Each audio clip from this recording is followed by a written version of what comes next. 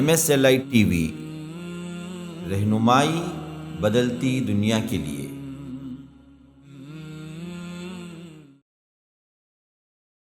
سب انبیاء نے اپنی اپنی قوموں کو پکارنے کا لفظ آیا ہے، صحابی کا لفظ نہیں آیا ہے، اور یہ صحابی صحبت سے نکلا ہے، اور صحبت وہ ہوتی ہے جو اللہ کے رسول صلی اللہ علیہ وسلم کے ساتھ گزارا جائے، رہا جائے۔ نہ اس کے لیے اسٹوڈنٹ کا لفظ صحیح ہو سکتا ہے، نہ پیشوا اور پیری مریدی کے اعتبار سے ہم کیا ہیں کہہ سکتے ہیں کہ اللہ کے رسول پیر تھے اور صحابہ مرید تھے، یہ لفظ بھی سیٹ نہیں ہوتا ہے اس حیثیت سے۔ اسی طرح اللہ کے رسول استاد سے صحابہ شاگرد تھے، یہ لفظ بھی سیٹ نہیں ہوتا ہے۔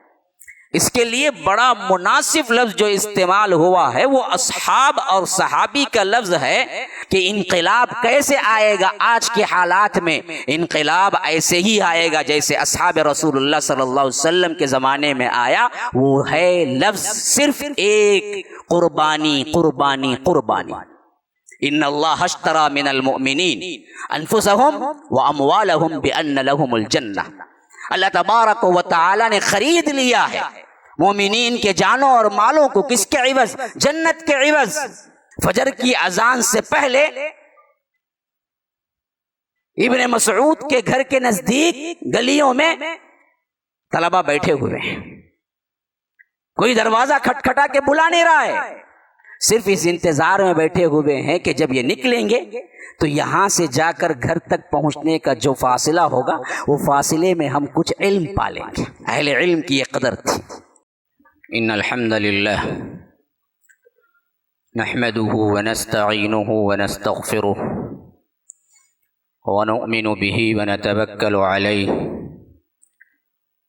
ونعوذ باللہ من شرور انفسنا ومن سیئات اعمالنا، من يهده الله فلا مضل له ومن يضلل فلا هادي له، وأشهد أن لا إله إلا الله وحده لا شريك له، وأشهد أن محمدا عبده ورسوله، أما بعد فإن خير الحديث كتاب الله، وخير الهدي هدي محمد صلى الله عليه وسلم، وشر الأمور محدثاتها وكل محدثة بدعة وكل بدعة ضلالة، وفي رواية وكل ضلالة في النار۔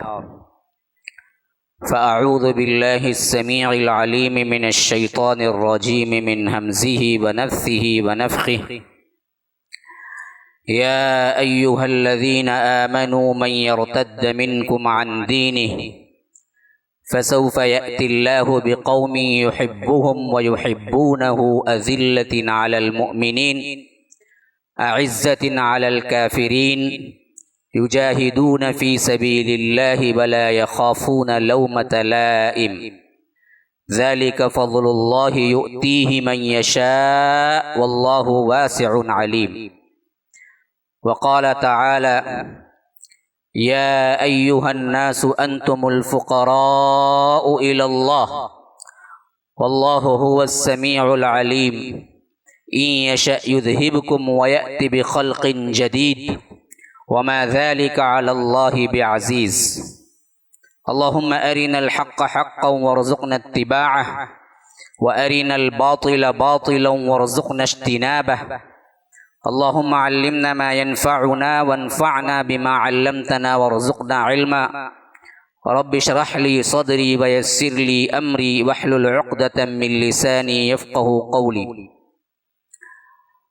اس اللہ کے نام سے ابتدا جس کے ناموں کی کوئی انتہا ہی نہیں۔ وَلَوْ أَنَّ مَا فِي الْأَرْضِ مِن شَجَرَةٍ أَقْلَامٌ وَالْبَحْرُ يَمُدُّهُ مِن بَعْدِهِ سَبْعَةُ أَبْحُرٍ مَا نَفِدَتْ كَلِمَاتُ اللَّهِ۔ اس ذات اقدس پر کروڑوں درود و سلام ہوں جو تمام جہانوں کے لیے رحمت للعالمین بن کے آئے تھے۔ اللہم صلی علی محمد وعلی آل محمد كما صليت على إبراهيم وعلى آل إبراهيم إنك حميد مجيد، وبارك على محمد وعلى آل محمد كما باركت على إبراهيم وعلى آل إبراهيم إنك حميد مجيد۔ برادران اسلام، واجب الاحترام بزرگوں، دوستوں، عزیز ساتھیوں، لائق احترام ماؤں اور بہنوں، اللہ تبارک و تعالی نے اس دین کو جس نبی کے ذریعے مکمل کیا، اس نبی کے ساتھ ایک بہترین جماعت کو لیا، ایسی جماعت جس کو ہم صحابہ کہتے ہیں۔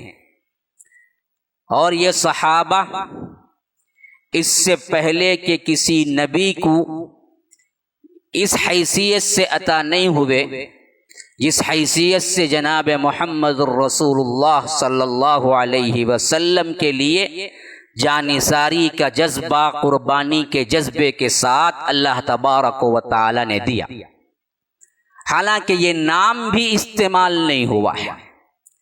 حضرت عیسیٰ کے صحابہ کے لیے جو نام آیا وہ حواریین آیا ہے، صحابی کا لفظ نہیں آیا ہے۔ اور اسی طرح اس سے پہلے کے انبیاء کرام کے جو ساتھی بنے ان کے لیے بھی کہیں یہ لفظ اصطلاحی طور پر نہیں آیا ہے کہ وہ صحابی ہیں، پیروی کرنے والے آیا ہے یا قوم کے لوگ آیا ہے۔ جیسا کہ آپ حضرت نوح کے زمانے سے پڑھ لیجئے، لقد ارسلنا نوحا الی قومہ فقال یا قوم اعبدوا اللہ، اے میری قوم کے لوگوں۔ وَإِلَىٰ مَدْيَنَ أَخَاهُمْ شُعَيْبًا قَالَ يَا قَوْمِ اعْبُدُوا اللَّهَ، اے میری قوم کے لوگوں۔ وَإِلَىٰ عَادٍ أَخَاهُمْ هُودًا قَالَ يَا قَوْمِ اعْبُدُوا اللَّهَ۔ سب انبیاء نے اپنی اپنی قوموں کو پکارنے کا لفظ آیا ہے، صحابی کا لفظ نہیں آیا ہے۔ اور یہ صحابی صحبت سے نکلا ہے، اور صحبت وہ ہوتی ہے جو اللہ کے رسول صلی اللہ علیہ وسلم کے ساتھ گزارا جائے، رہا جائے۔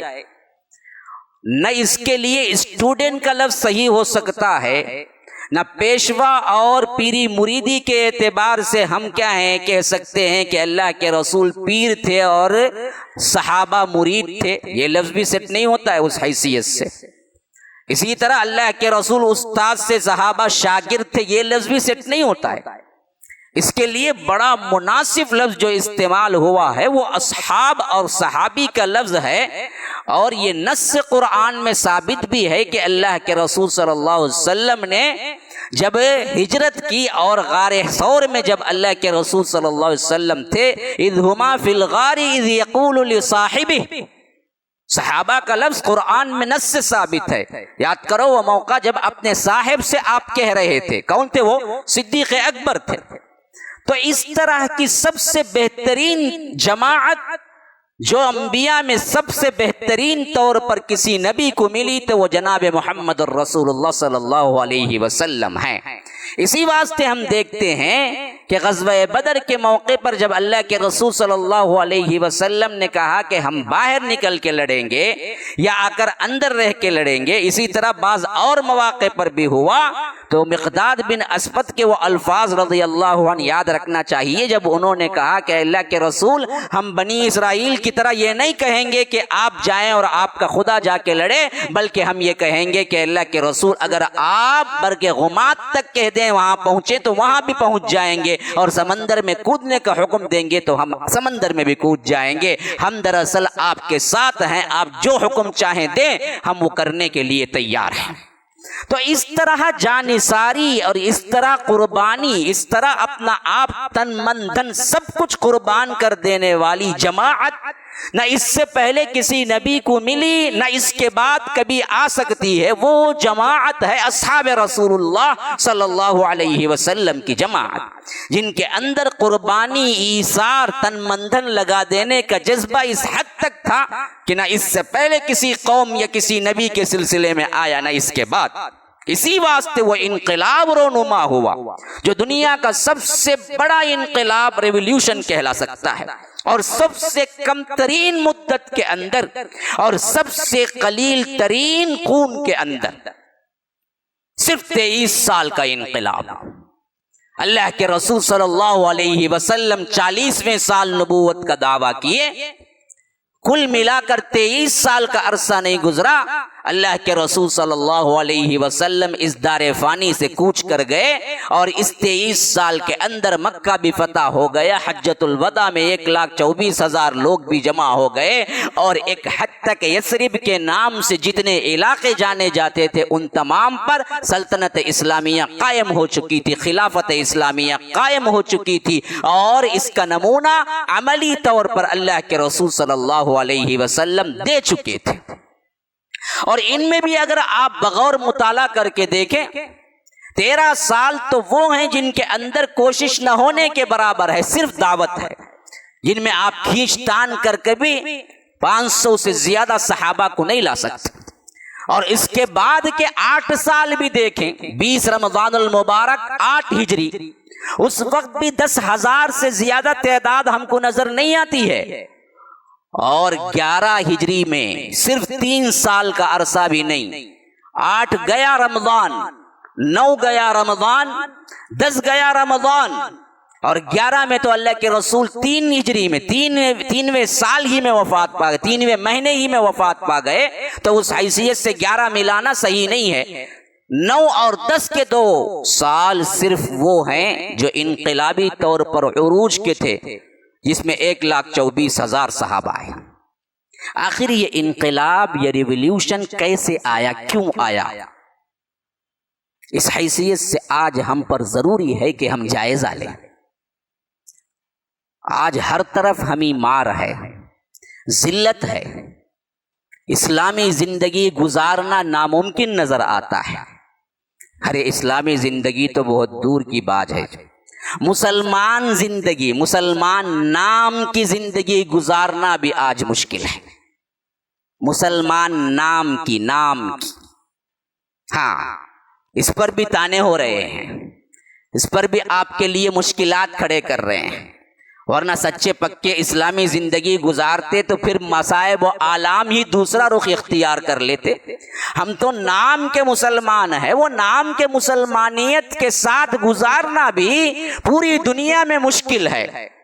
ایک طرف مسلمان کے اپنے مذہبی اعتبار سے تنگی ہے، تو انسانیت کے اعتبار سے بھی سب انسانوں کو تنگی ہے، خواہ وہ کوئی فرق کا ہو، کوئی ملت کا ہو، کوئی مذہب کا ہو، ہر ایک کو تنگی ہی تنگی ہے۔ انسانیت بالکل ہی مخفوض ہو چکی ہے، کسی کے اندر انسانیت نظر نہیں آ رہی ہے، حیوانیت سب سے زیادہ نظر آ رہی ہے۔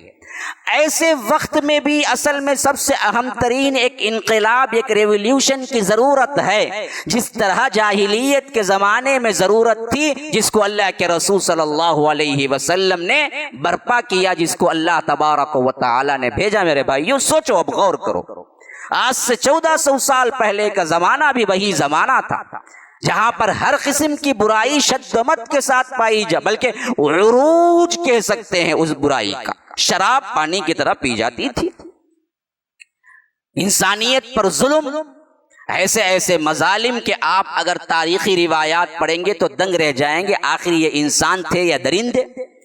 جنگوں کے اندر ایسی ناانصافیاں ہوتی تھی، خود ہم بدر و حنین میں پڑھ چکے ہیں کہ اللہ کے رسول صلی اللہ علیہ وسلم کے چچا کو کیا ہے، ان کے اعضاء تک کاٹ لیے گئے اور ان کے انتڑیاں نکال لی گئی۔ جاہلیت تھی ایسی ہی، عصبیت تھی ہی ایسی ہی۔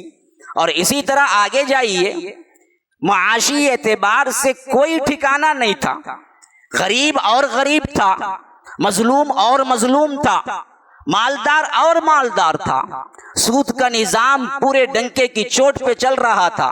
یہودی مہاجن جو کچھ چاہتے تھے، جب چاہتے تھے، رسول بدل کے لوٹتے تھے، دونوں طرف سے، مظلوم کی طرف سے بھی، ظالم کی طرف سے بھی۔ مدد کرنے والے یہی تھے، پیچھے کھلواڑ کرنے والے یہی تھے، ظالم کو مارنے کے لیے بھی ہتھیار یہی دیتے تھے، مظلوم کو مار کھانے کے لیے بھی دراصل یہی کیا ہے، سود دے کر لڑانے کی کوشش کرتے تھے۔ بعینی ہی وہی شکل جو شکل آج دنیا کے اندر موجود ہے۔ آج دراصل مارنے والے کو بھی ہتھیار سپلائی کرنے والا وہی ہے جو پیچھے کھلواڑ کرنے والا ہے، مار کھانے والے کے لیے بھی ذلت کی مار کھانے کا سبب بننے والا وہی ہے جو پیچھے کھلواڑ کر رہا ہے۔ دونوں کے اعتبار سے گیم کھیلنے والا آج ایک ہی ہے، لیکن انسانیت لڑ مر رہی ہے۔ یہی حالت عورتوں کی بھی تھی، زندہ درگور کرتے تھے اور انہیں اس پر کوئی ترس نہیں آتا تھا، حتیٰ کہ پیشانی پر شکن تک نہیں آتے تھے، باپ جا کے زندہ درگور کر کے آ جاتا تھا۔ آج نسل انسانی کچھ ترقی کر گئی ہے تو زندہ درگور کرنے کا مسئلہ تو نہیں ہے، لیکن حمل کے گرانے میں زندہ درگور کرنے سے زیادہ بدترین شکل میں آج بھی موجود ہے۔ کوئی اس میں دراصل کیا ہے، تبدیلی نہیں ہے، نام کی تبدیلی ہو گئی ہے۔ زنا عام تھا، خود کی بہن کو شادی کر کے بیٹھا ہوا تھا ایران کا بادشاہ، آج بھی دراصل کیا ہے، محرمات سے سیکس بالکل عام ہے۔ جاہلیت اتنی کہ بالکل عام ہے گھروں کے اندر۔ مغربی کلچر میں کوئی چیز گناہ نہیں ہے، ماں بیٹے سے بھی زنا کر لے تو کوئی گناہ نہیں ہے، جیسا کہ اللہ کے رسول صلی اللہ علیہ وسلم نے فرمایا تھا کہ تم پچھلی امتوں میں اگر کوئی بدبخت ماں سے زنا کیا ہوگا تو میری امت میں بھی کوئی نکلے گا جو ماں سے زنا کرے گا۔ تو آج بھی کیا ہے، اس کو عام طور پر سمجھ لیا گیا ہے، بہنوں کے ساتھ بھی، محرمات کے ساتھ بھی۔ اسی طرح دوسرے طور پر زنا کا جو علل اعلان اطلاق ہے فن کے نام سے، یا اللہ اس کا تو کچھ پوچھنا ہی نہیں ہے، پورے زنا کو، پوری فحاشی کو انہوں نے فن دے دیا، آرٹ دیا، اور اس آرٹ کے نام پر کیا کچھ ہنگامہ آرائیاں کر رہے ہیں، اس کی تفصیل اس جمعہ کے خطبے کا خاص طور پر ممبر پہ کھڑے ہو کر کہنے کا میں متحمل نہیں ہوں، ہر کوئی جانتا ہے۔ تو ہر لحاظ سے وہی چیز ہے، جو چیز ہم کو 1400 سال پہلے نظر آتی ہے، وہی اندھیرا، وہی ظلم و ستم، وہی انسانیت سوز حرکتیں، اور وہی اللہ تبارک و تعالی کی مار اور عذابات بھی جس حیثیت سے لڑ مرنے پر تھے۔ ایران اور روم کی بہت بڑی جنگ ہوئی تھی جب اللہ کے رسول صلی اللہ علیہ وسلم بعثت کا ابتدائی زمانہ تھا، وہی حال ہمارے اندر بھی، ایک دوسرے کے لڑ مرنے کا جذبہ، ایک دوسرے پر کیا ہے الزام لگانے کا، ایک دوسرے ملک پر چڑھائی چڑھانے کا، یہی حالتیں ہیں سب کچھ۔ بس زمانہ 1400 سال گزرا ہے، حالات وہی کے وہی ہیں، کوئی دوسرے نہیں ہیں۔ ایسے حالت میں ہر امتی کو، ہر مسلمان کو احساس ذمہ داری کے ساتھ سوچنا چاہیے کہ آخر ہم اس کے اندر ایسے ہی خاموشی مردہ مچھلی کی طرح جیسے بہہ جاتی ہے اسی طرح بہہ جانا ہے، لیکن کچھ نہ کچھ کر کے اس کو انقلاب کی طرف لانا ہے، ریولیوشن لے آنا ہے، تبدیلی لانا ہے۔ یہی میرا مضمون تھا کہ انقلاب کیسے آتا ہے، کیا ضروری ہے اب ان حالات میں تکیہ کر کے بیٹھ جانا ہے کہ بھائی ہم کچھ نہیں کر سکتے، پورا عالم بگڑا ہوا ہے، یا آگ کی چھوٹی سی چنگاری کی طرح اٹھ کے کھڑے ہونا ہے کہ نہیں بھائی میں خاموش تو نہیں بیٹھ سکتا، مجھے کچھ نہ کچھ تو حرکت کرنی ہے، تاکہ کل رب العالمین کے پاس اگر اللہ پوچھے کہ میرا دین بگڑ رہا تھا، انسانیت کیا ہے، مر رہی تھی، تڑپ رہی تھی، اور تم مسلمان تھے، کیا کیا میرے دین کے لیے، تو کم از کم معذرتاً الی ربہم، اے اللہ میں نے کچھ کیا، ہاں اس کا اثر معاشرے پر ہوا یا نہیں ہوا یہ تو مجھے پتا نہیں، لیکن کچھ تو کر کے آیا ہوں۔ ہاں یہ تو ہونا چاہیے نا جی، ایسے نہیں کہ خاموشی سے زندگی گزار کے مر جائیں گے، پھر تو یاد رکھو اللہ تبارک و تعالی کے ہاں پکڑے جاؤ گے۔ اسی واسطے میں نے وہ آیات آپ کے سامنے 2-3 جگہوں سے تلاوت کی ہے جس میں رب العالمین نے کڑے انداز میں تنبیہ کی ہے۔ سورہ مائدہ سورہ نمبر 5 آیت نمبر 54 میں نے تلاوت کی۔ اللہ نے فرمایا کہ یا ایھا الذین آمنوا، اے لوگوں جو ایمان لائے ہو، من یرتد منکم عن دینہ، اگر تم اس دین سے ارتداد کرو گے، پھر جاؤ گے، اس دین کا کام نہیں کرو گے، چھوڑ دو گے، فسوف یأتی اللہ بقوم یحبہم ویحبونہ، ہم ایک ایسی قوم کو لے آئیں گے جو اللہ سے محبت کر رہی ہوگی، اللہ ان سے محبت کر رہا ہوگا، تم کو ہٹا دیں گے، تم کو نیست و نابود کر دیں گے اگر تم نہیں کیے اس دین کا کام۔ اگر تم دین مر رہا تھا، دین فنا ہو رہا تھا، دین کے لیے تمہاری ضرورت تھی، ایمان والے تھے تم، لیکن کام نہیں کیے، تو ہم تم کو ہٹا دیں گے، دوسری کو لائیں گے۔ وہ دوسری قوم کیسی ہوگی؟ فسوف یاتی اللہ بقوم یحبہم ویحبونہ، وہ ایسی قوم ہوگی جو اللہ تبارک و تعالی سے محبت کرے گی، اللہ ان سے محبت کرے گا۔ اذلۃ علی المؤمنین اعزۃ علی الکافرین، مومنوں کے ساتھ بڑی نرم دل ہوگی، عفو درگزر کرے گی، ان کے معاملات کو پکڑے گی نہیں، ان سے معافی تلافی کرے گی، ان سے نرم انداز میں اخلاقیات میں پیش آئے گی۔ اعزۃ علی الکافرین، کافروں پر بڑے سخت ہوں گے۔ ہاں، یہ صفت تو آج دیکھنے میں نہیں آتی، دیکھنے میں تو کیا بولنے میں بھی نہیں آتی، ڈر کے مارے کانپتا ہوں۔ ہاں، یمدم سمدم کا قصہ نہ بھائی ہے یہاں تو، لے سب بھی ہمارے بھائی، کائی کو بھی غلطی سوچتی تمہیں؟ یہ ایمان کی صفت بتایا جا رہا ہے جی۔ عزت علی الکافرین، کفار پر سخت ہیں، یہ مومنوں پر رحم دل ہے۔ اذلۃ علی المؤمنین اعزۃ علی الکافرین، پھر اس کے بعد ان کی صفت کیا ہوگی؟ یجاہدون فی سبیل اللہ، اللہ کے راہ میں جہاد کرنے والے ہوں گے۔ ولا یخافون لومۃ لائم، اس سلسلے میں وہ کسی ملامت کرنے والے کی ملامت کی پرواہ نہیں کریں گے۔ ذالک فضل اللہ یؤتیہ من یشاء، یہ ہے اللہ کا فضل، اللہ جس بندے کو چاہتا ہے دیتا ہے۔ واللہ واسع علیم، کہ اللہ تبارک و تعالی بڑا وسعت والا اور علم والا ہے۔ دوسری جگہ فاطر میں یہی مضمون ادا ہوا، یا ایھا الناس، لوگو انتم الفقراء الی اللہ، تم سب فقیر نادار ہو اللہ تبارک و تعالی کے پاس۔ کیا حیثیت ہے تمہاری؟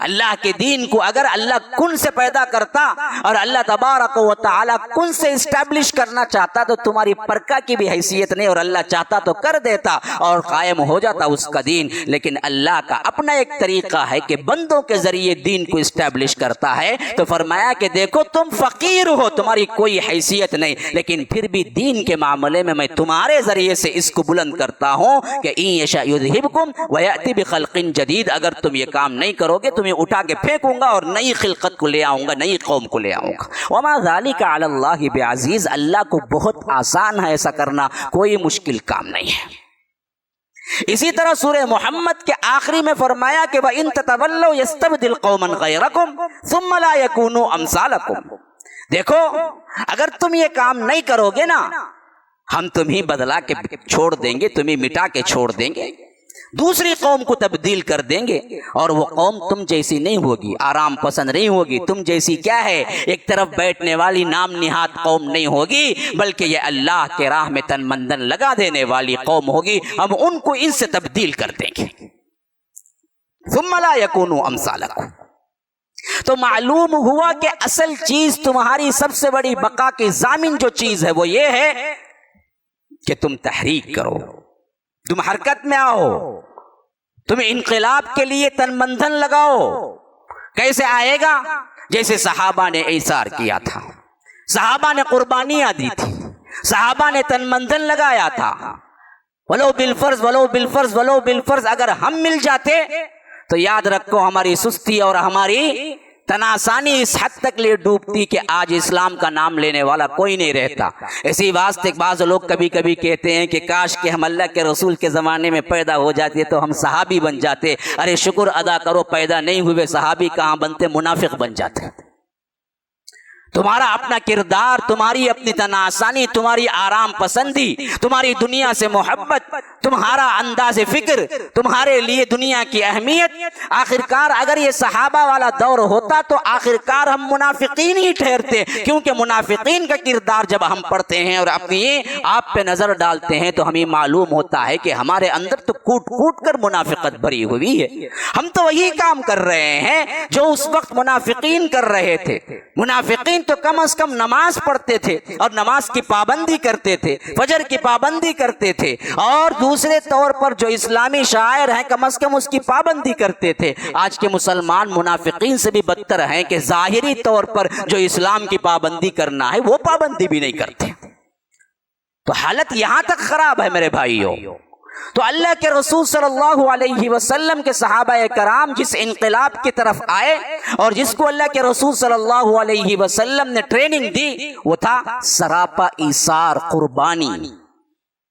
جینے کا مزہ اور ہی ہے جب قربانی جینے کے اندر آتی ہے میرے بھائیوں۔ خالی اپنے آپ کو بچا لینا یہ زندگی نہیں ہے، اور عیش و آرام کی زندگی کو اکٹھا کر لینا یہ زندگی نہیں ہے، یہ سارے قربانی لے آؤ۔ اگر میرے مضمون کا جواب آپ کو چاہیے تو ایک ہی لفظ کے اندر یہ جواب ہے کہ انقلاب کیسے آئے گا آج کے حالات میں؟ انقلاب ایسے ہی آئے گا جیسے اصحاب رسول اللہ صلی اللہ علیہ وسلم کے زمانے میں آیا، وہ ہے لفظ صرف ایک، قربانی قربانی قربانی۔ ان اللہ اشتری من المؤمنین انفسهم واموالهم بان لهم الجنہ، اللہ تبارک و تعالی نے خرید لیا ہے مومنین کے جانوں اور مالوں کو، کس کے عوض؟ جنت کے عوض۔ تو کرتا کیا ہے؟ یقاتلون فی سبیل اللہ فیقتلون ویقتلون، اللہ کے راہ میں آگے بڑھتے ہیں، خود مرتے بھی ہیں، شہید بھی ہوتے ہیں، خالی مارتے نہیں ہیں، مرتے بھی ہیں، شہید بھی ہوتے ہیں۔ یہاں پر جہاں جہاں جہاد آیا، لفظ جہاد صرف اور قتال کا لفظ یہ نہیں ہے کہ تلوار لے کے نکل جانا، ایک منظم طریقے سے محنت کرنا، یہ پورا دور اسی قتال کے اندر آتا ہے۔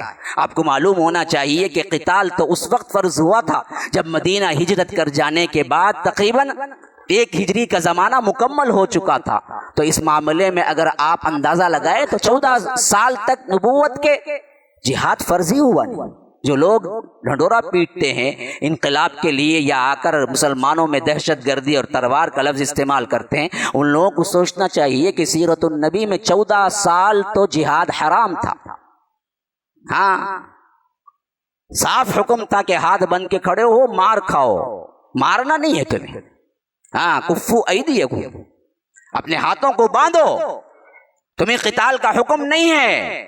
حتیٰ کہ خباب ابن ارد کا واقعہ بڑا مشہور ہے جس میں آ کے وہ کہتے ہیں کہ بد دعا تو کیجئے کم از کم اللہ کے رسول، یہ لوگ ہم پر مظالم کے انتہا کر دیے ہیں، کیا آپ دعا نہیں کریں گے؟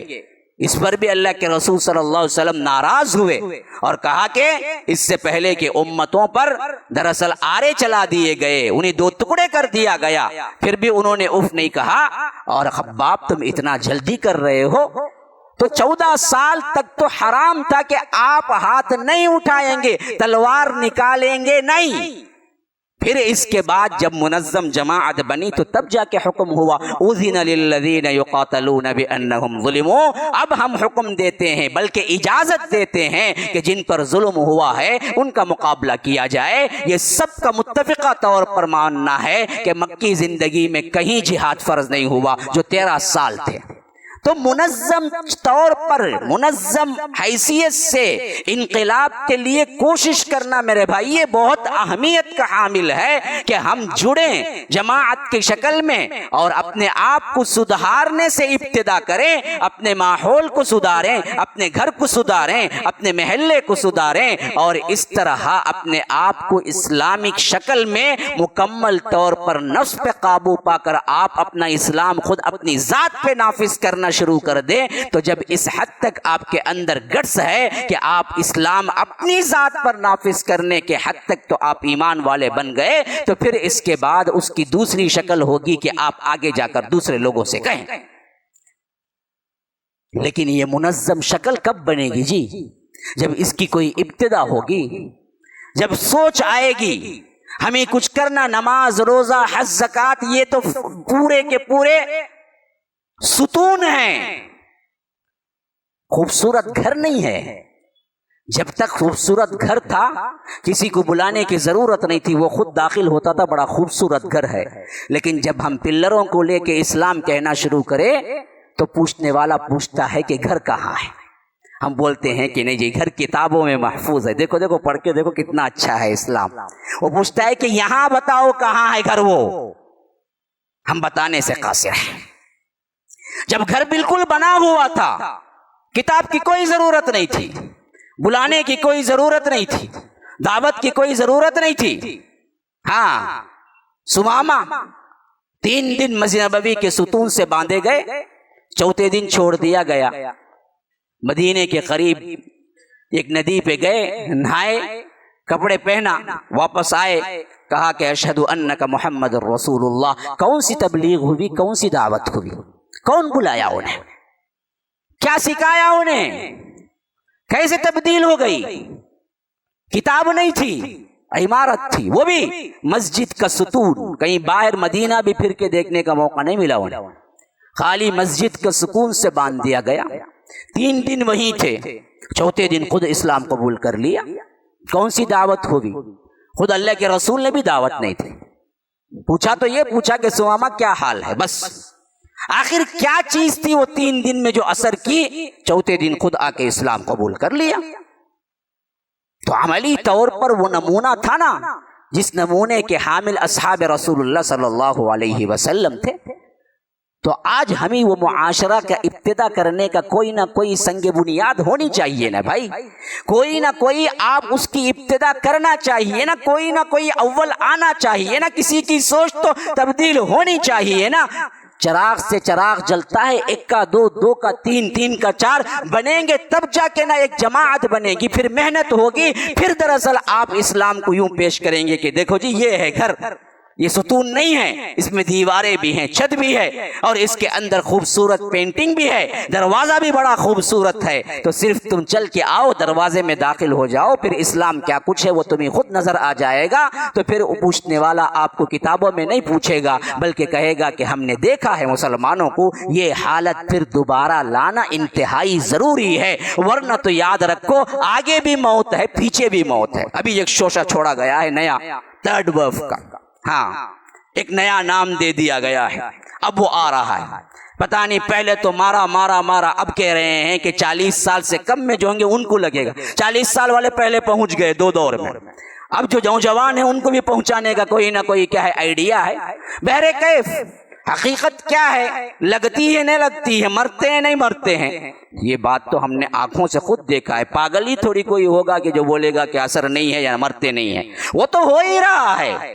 تو آگے بھی موت ہے، پیچھے بھی موت ہے، کرنا تو تم اس وقت کچھ کر لو، اللہ کے پاس پہنچو تو معذرتاً الی ربہم کہو کہ اے اللہ میں دین سے غافل نہیں تھا، میرا جینا میرا مرنا اللہ تیرے لیے تھا۔ ان صلاتی ونسکی ومحیای ومماتی للہ رب العالمین، میرا جینا میرا مرنا میری قربانی میری نماز اللہ سب تو تیرے لیے۔ اور اللہ تبارک و تعالی اللہ کے رسول سے کہلوا رہا ہے یہ بات، اللہ کے رسول سے، ہاں اتنی اہمیت۔ قل اے اللہ کے رسول آپ کہیں، کیا کہیں؟ ان صلاتی ونسکی، میری نماز میری قربانی، ومحیای ومماتی، میری موت میری حیات، سب کچھ کیا ہے؟ للہ رب العالمین، اللہ کے لیے ہے۔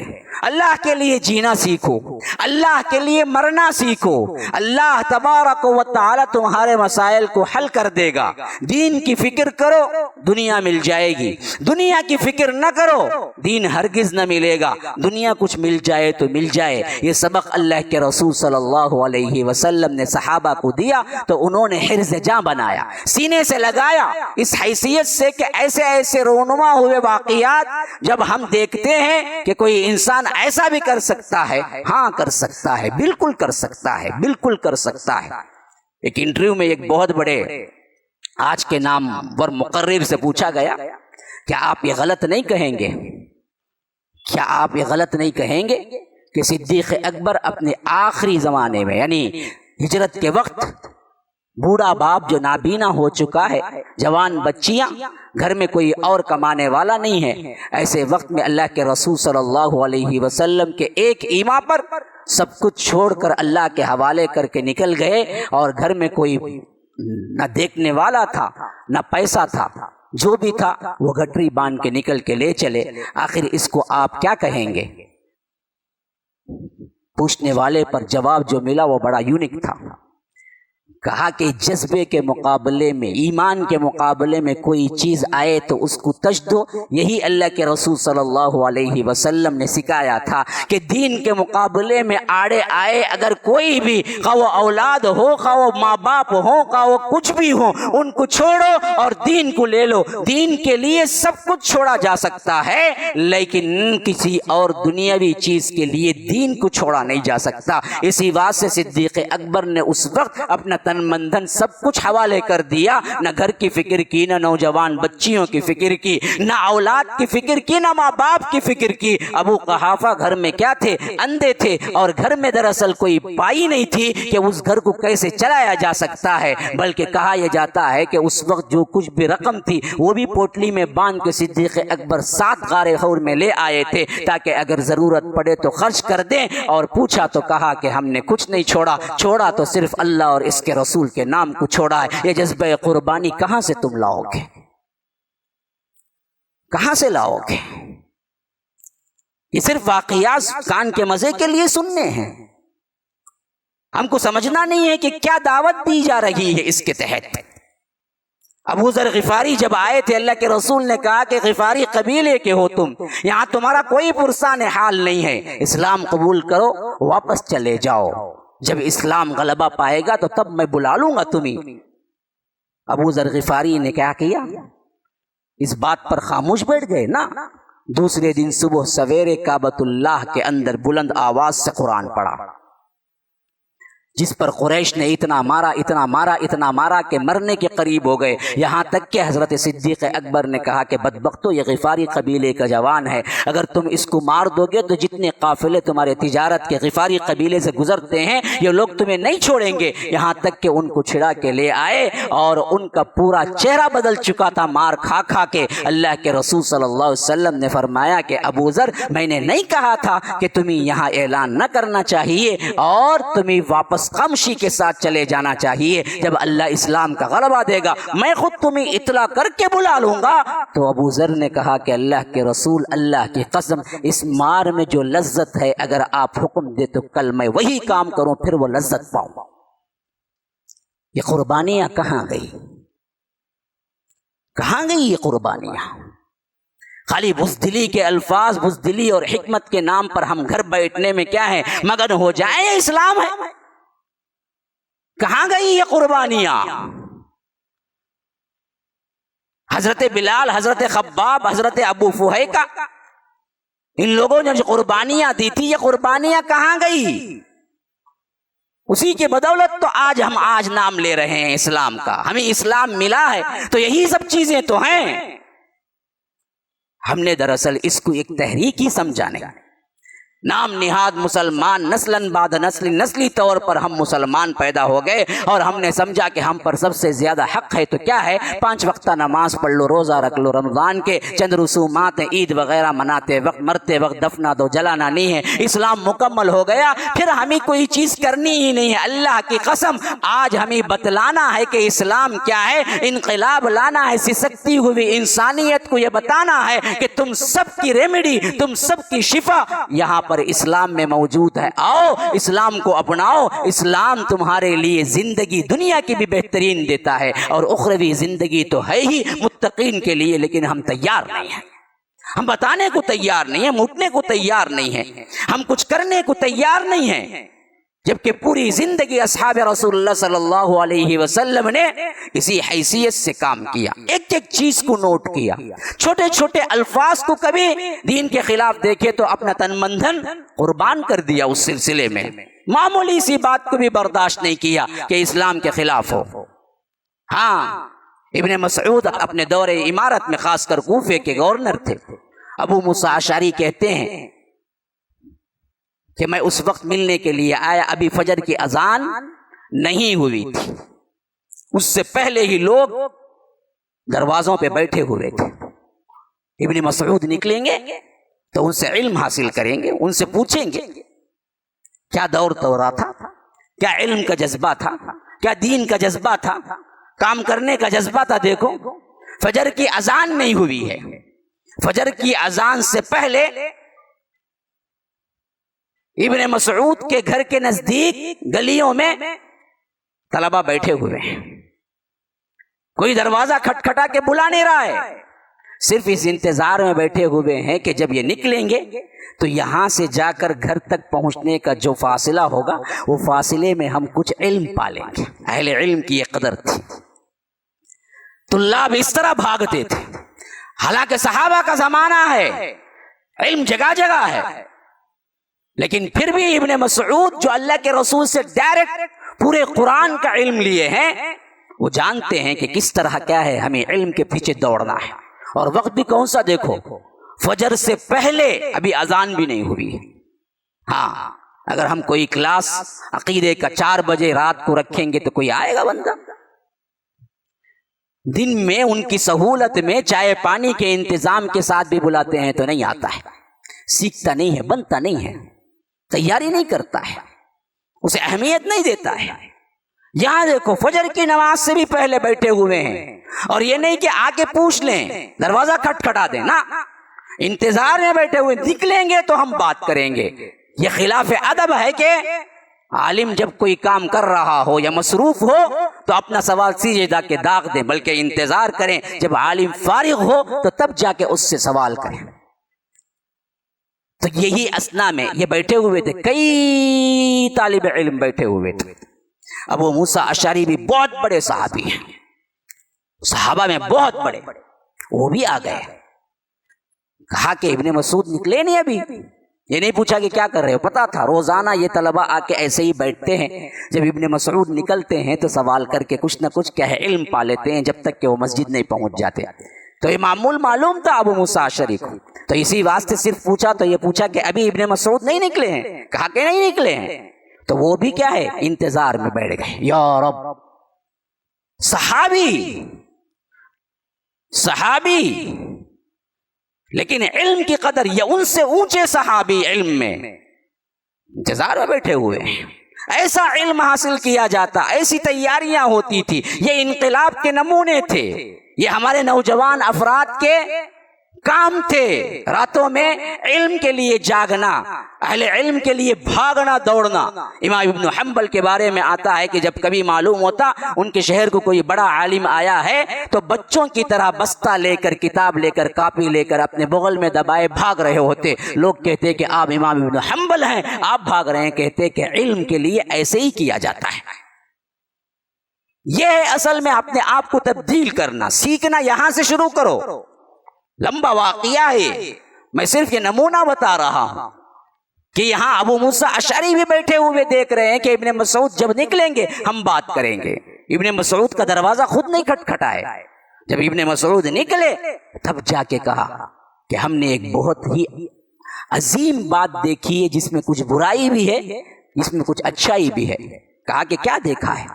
کہا کہ میں نے دیکھا ہے کہ مسجد میں بعض لوگ بیٹھے ہوئے اللہ کا ذکر کر رہے ہیں اور کنکرے جما کے رکھے ہوئے ہیں.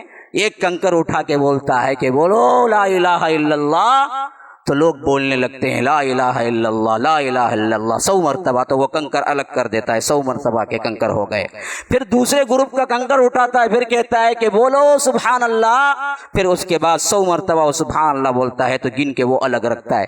پھر اس کے بعد کہتا ہے کہ بولو الحمدللہ، الحمدللہ بولتا ہے. تو اس طرح تسبیح چل رہی ہے، دانوں پر نہیں، انگلیوں پر نہیں، بلکہ تسبیح کنکروں پہ چل رہی ہے. کب؟ فجر کی نماز سے پہلے. ابھی فجر کی نماز نہیں ہوئی، اس سے پہلے آ کے بیٹھ کے کر رہے ہیں. اور ہمیں ایسا معلوم نہیں ہوا کہ اس سے پہلے صحابہ نے کبھی کیا ہو، اللہ کے رسول نے ایسا کیا ہو. تو یہ اچھائی بھی میں دیکھ رہا ہوں کہ انہوں نے کیا کیا، تہجد کے وقت میں ذکر کر کے بیٹھے ہوئے ہیں. لیکن برائی یہ دیکھ رہا ہوں کہ اللہ کے رسول صلی اللہ علیہ وسلم کے دور میں تو یہ نہیں تھا نا.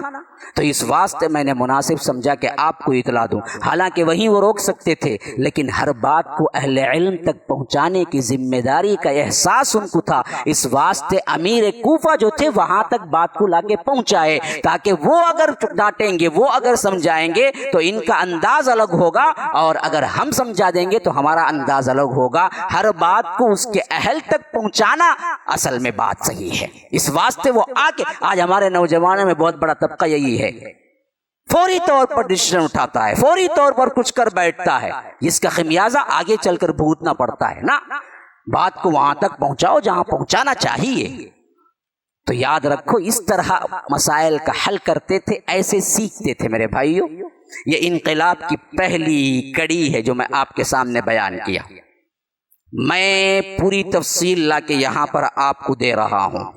انقلاب گھر سے نکل کر تلوار اٹھا کر لوگوں سے لڑائی جھگڑا کرنے کا نام نہیں ہے.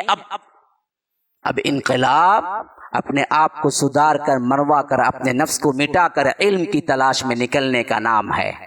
یہاں سے شروع ہوگا، محنت کریں گے، جمع ہوں گے، جمعیت بنے گی، ایک اہل علم کی ایک جماعت بنے گی، پھر اس کے بعد قدم رکھیں گے میدان میں، پھر اس کے بعد آہستہ آہستہ لے جائیں گے اس اسلام کو۔ تو یاد رکھو ہمیں بھی وقت لگے گا، لیکن ہمیں وقت لگے یا انقلاب پورا ہو نہ ہو، اللہ کے پاس معذرت کرنے کا ایک آپ کے لیے دروازہ کھل جائے گا کہ اے اللہ میں کوشش تو کر رہا تھا۔